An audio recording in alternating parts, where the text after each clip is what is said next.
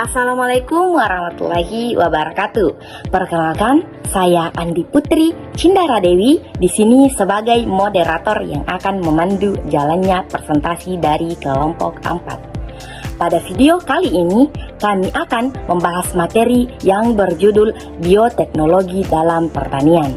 Materi ini cukup menarik karena kita akan melihat bagaimana teknologi itu bisa membantu meningkatkan hasil pertanian, terutama di tengah tantangan seperti meningkatnya kebutuhan pangan, perubahan iklim, dan keterbatasan lahan.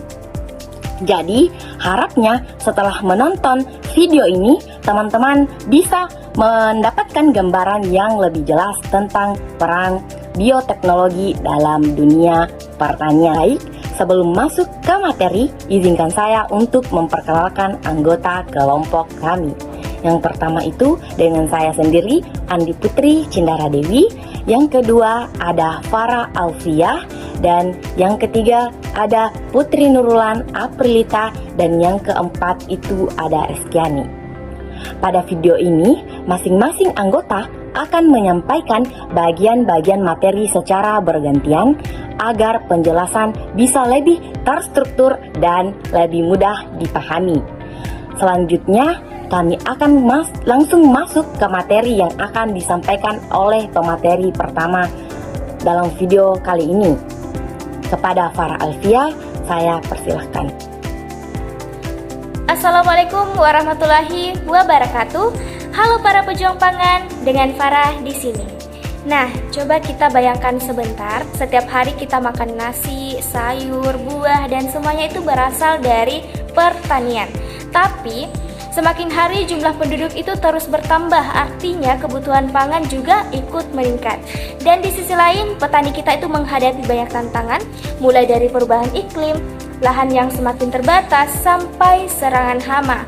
Nah, dari situlah muncul pertanyaan, bagaimana caranya kita tetap bisa memenuhi kebutuhan pangan tersebut?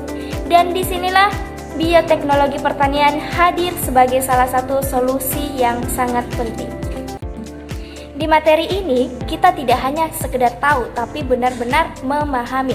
Kita akan belajar tentang ruang lingkup bioteknologi pertanian, kemudian komponen-komponen yang terlibat, dan juga contoh-contohnya lengkap dengan cara kerjanya. Jadi nanti kita bisa melihat dengan lebih jelas bagaimana bioteknologi ini membantu dunia pertanian.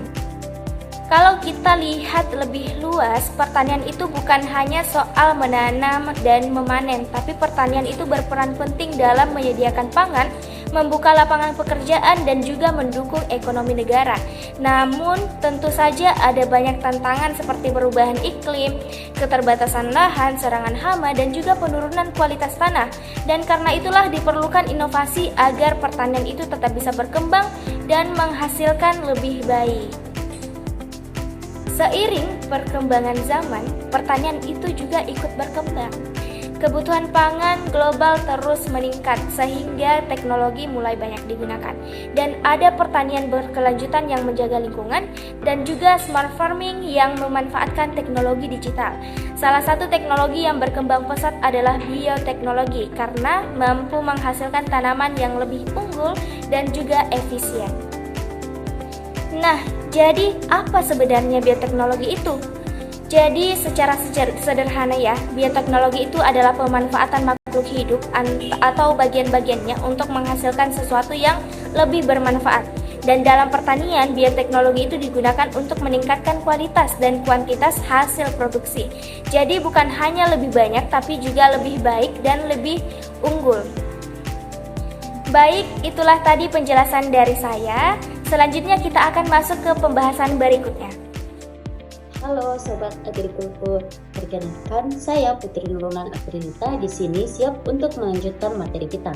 Nah, jadi jika dibahas secara lebih dalam, ternyata bioteknologi pertanian itu luas sekali. Mulai dari perbaikan genetik tanaman agar lebih tahan hama, perbanyak tanaman melalui kultur jaringan, bahkan pengendalian hama menggunakan mikroorganisme. Bahkan produk seperti tempe dan yogurt itu juga merupakan hasil bioteknologi. Jadi bioteknologi itu mencakup dari tingkat kecil seperti sel hingga sistem pertanian secara keseluruhan. Nah, dalam bioteknologi ada beberapa komponen penting yang saling bekerja sama.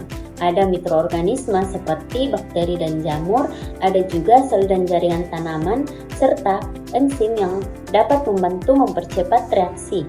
Nah, selain itu, ada media tumbuh sebagai sumber nutrisi dan teknologi seperti alat laboratorium. Nah, semua ini saling mendukung agar proses bioteknologi dapat berjalan dengan baik. Sekarang kita masuk ke contoh. Nah, yang pertama itu adalah kultur jaringan, yaitu teknik untuk memperbanyak tanaman dalam waktu yang cepat dan hasilnya lebih seragam. Kemudian ada tanaman transgenik, yaitu tanaman yang telah dimodifikasi secara genetik. Nah, melalui proses ini, tanaman bisa memiliki sifat yang lebih unggul, seperti lebih tahan terhadap hama. Selain itu, ada biopestisida yang menggunakan mikroorganisme untuk mengendalikan hama secara alami. Kemudian, pupuk hayati yang membantu tanaman untuk menyerap nutrisi dengan lebih baik. Dan yang sering kita temui adalah fermentasi seperti pembuatan tempe dan yogurt. Nah, itu semua merupakan contoh bioteknologi dalam kehidupan sehari-hari.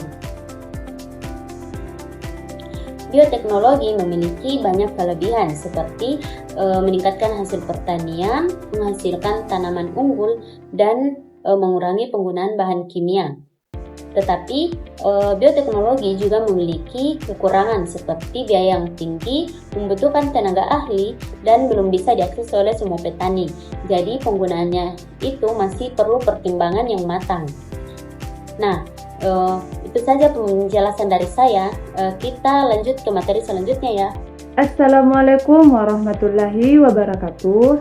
Halo sahabat hijau, saya sebagai Reskiani di sini akan melanjutkan pembahasan kita mengenai dampak bioteknologi pertanian. Kalau kita lihat dampaknya positif, bioteknologi membawa banyak manfaat seperti meningkatkan hasil panen, mengurangi penggunaan pestisida, kimia, dan lebih ramah lingkungan. Namun, ada juga dampak negatif seperti berkurangnya keanekaragaman hayati dan potensi risiko genetik. Jadi, kita perlu melihatnya dari dua sisi. Di slide ini teknologi dan inovasi. Bioteknologi sekarang menjadi bagian penting dalam pertanian modern. Didukung dengan teknologi seperti smart farming dan pertanian presisi. Semuanya bertujuan untuk membuat pertanian lebih efisien dan berkelanjutan. Dengan begitu, kebutuhan pangan bisa tetap terpenuhi. Baik teman-teman, itu tadi pemaparan dari kami. Untuk yang ingin bertanya, silakan isi kolom chat di bawah komentar ya. Kami akan dengan senang hati menjawab pertanyaan dari kalian. Assalamualaikum warahmatullahi wabarakatuh. Baik teman-teman, sebelum kita mengakhiri presentasi ini, dapat kita simpulkan bahwa bioteknologi pertanian itu memiliki peran yang sangat penting dalam meningkatkan produksi pangan di tengah kebutuhan yang terus meningkat. Bidang ini memiliki ruang lingkup yang luas karena melibatkan berbagai komponen biologis serta mampu memberikan solusi terhadap permasalahan pertanian modern seperti peningkatan hasil panen dan ketahanan tanaman terhadap hama serta penyakit.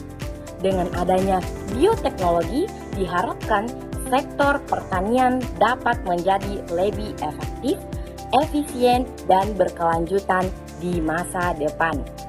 Demikian pemaparan dari kelompok 4 mengenai materi bioteknologi dalam bidang pertanian.